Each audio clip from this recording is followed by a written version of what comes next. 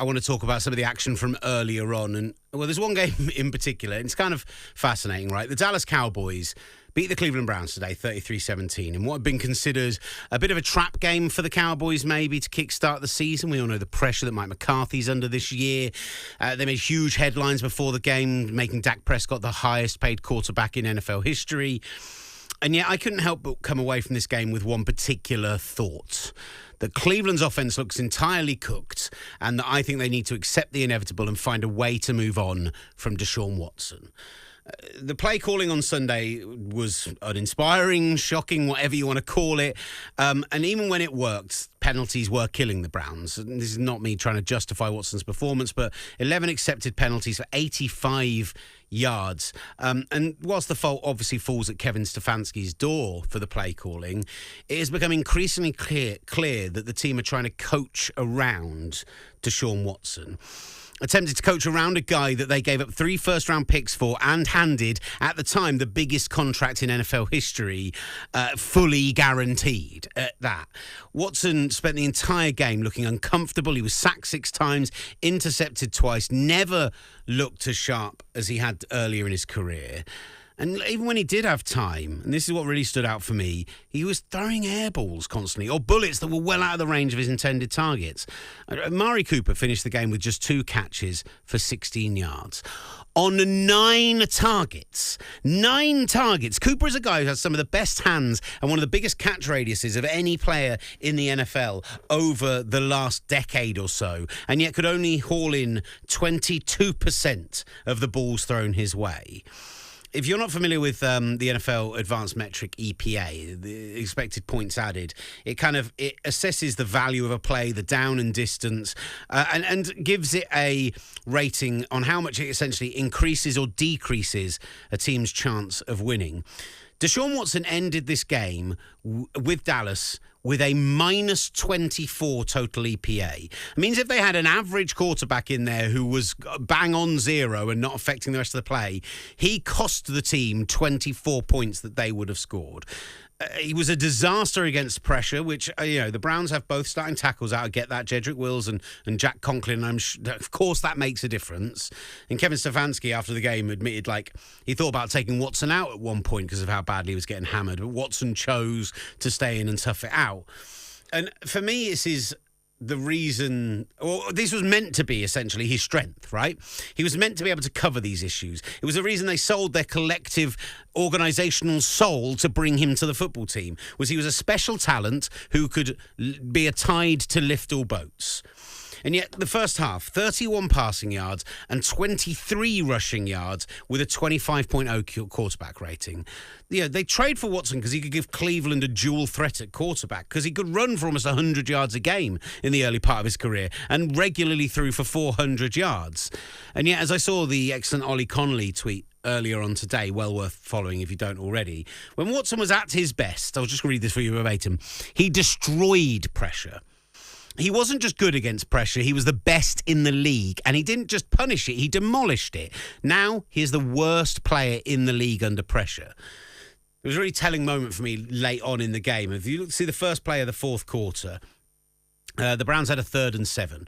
Watson flushed out of the pocket, headed for the first down marker. 2 Cowboys defenders closed in on him. He immediately sensed the pressure coming, darted out of bounds. Now, in early Texans era, Clemson era, Watson would have fought for that first down. Now he has minimal effect while scrambling, which was once his calling card. And his inability to escape the pocket led to the fact that the Cowboys pressured Watson 25 times on 56 dropbacks, got 6 sacks from that, and led to Watson having stats against pressure today of 5 for 17 for just 22 yards. Last year, Joe Flacco, who is basically an immobile statue with about as much athleticism as a tin of Spam, managed to take this offense, make it work, prove that it wasn't a scheme issue, prove that it was, after all, a quarterback issue. In the process, he won Comeback Player of the Year and took this team to the playoffs. Now, if this is what this Cleveland offense is going to look like in 2024, it's going to be an incredibly long season for Browns fans, or They pull the trigger, they realise Watson doesn't work, and they move on from this huge albatross of a quarterback hanging around their neck and dragging down what I think is the most talented Browns roster that I can ever remember. Certainly since the team got moved to Baltimore and back in '99. And they've got a coach, I think, legitimately capable of taking them further than they've gone in years.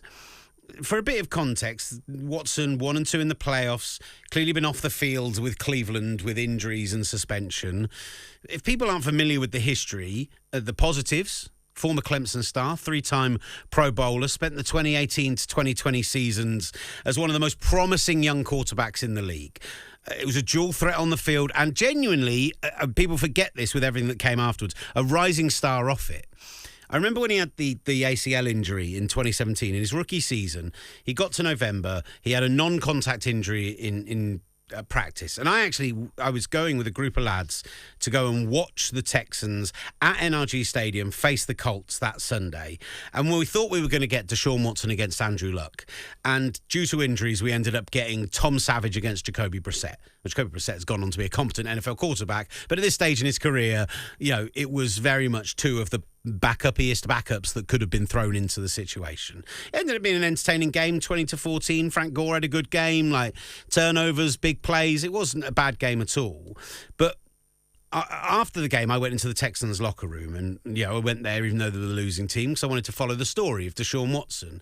And what I saw, and I chatted to Peter King that day, and I chatted to John McClain that day, legends of journalism, and what we saw was Deshaun Watson in a boot, going around and giving pep talks, consoling, being a great leader and a great teammate to those other people in the locker room. And I really came away from that so impressed with this young man. And I thought, this is a guy who is going to lead this franchise for 2 decades to come, potentially.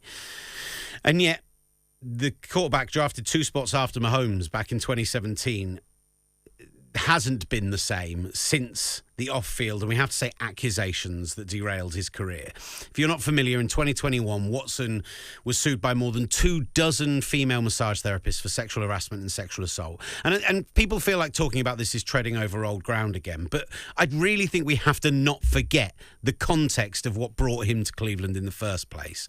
Those lawsuits, disagreements with the Texans front office kept him out for the entire of 2021 and eventually led to that huge trade to the Browns and that huge fully guaranteed contract. So there's an argument, the Browns never should have traded, never should have come with that contract at all.